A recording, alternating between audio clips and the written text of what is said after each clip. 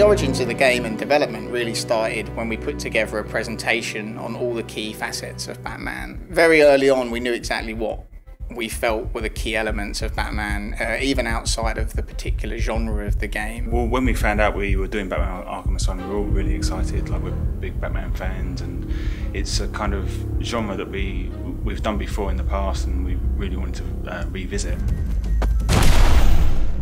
In terms of source material for what inspired the team, I can honestly say it was such a wide spectrum of things from the Batman graphic novel universe.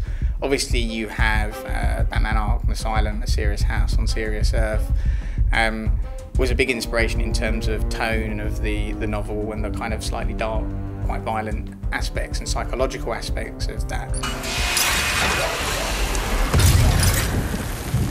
But also many of the other classic Batman books really inspired the feel, the gameplay, the look of Batman, and I think going back to that source material, it was obvious how rich Batman's universe is for so many different gameplay elements.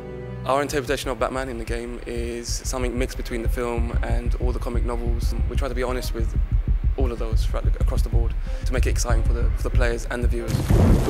But something we wanted to do is really trying to find our own special Batman, something you wouldn't have seen in the different movies or in kind of like different comic books. So it would kind of like become one different Batman.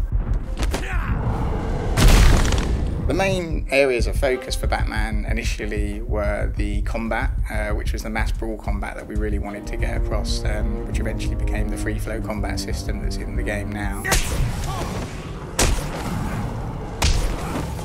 We also had the invisible predator aspect of the game, which is the ability for Batman to move around in ways and means in which the thugs can't even realise or understand, and really to empower the player to be in control of these situations. Batman's the world's greatest detective. He's not just about beating people up or dishing out punishment here and there. He's got a brain as well. Obviously he's human, he's got no special like super abilities like Superman or anyone like that. So he is human underneath, so he's vulnerable, but he's got all these high-tech gadgets to back him up, and he's obviously an expert in martial arts and combat. So we want to get all of these elements in that make Batman who he is.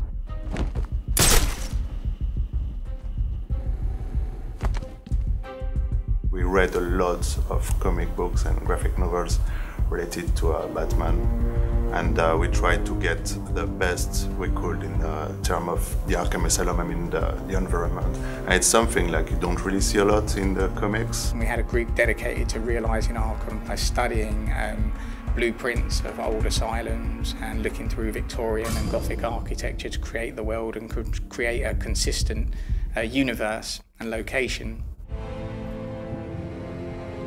One of the big inspiration for the island, Arkham Island by itself, was Alcatraz.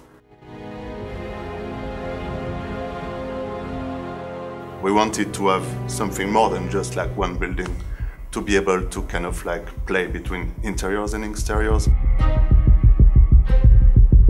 We had a group of people dedicated to the supervillains, and in particular Joker obviously plays such a key role throughout the game, and his Jokerification of the asylum as he takes over. Now! Everything in the game feels like an extension of Joker and who he is, and that was a big part of what we were doing. The joke's on you. In terms of putting the story together, we worked with Paul Dini very early on. His background is obviously very much from TV and from writing graphic novels. He brought in fresh ideas that maybe you wouldn't really normally consider for games development. And at the same time, I think he was really surprised about the things that we can do in games development and storytelling that you can't do in any other medium because of the level of interactivity there. I think he's talking about you, Bats. The relationship between us worked really well and really helped to develop, I think, a really unique story for the game. Welcome to the madhouse, Batman!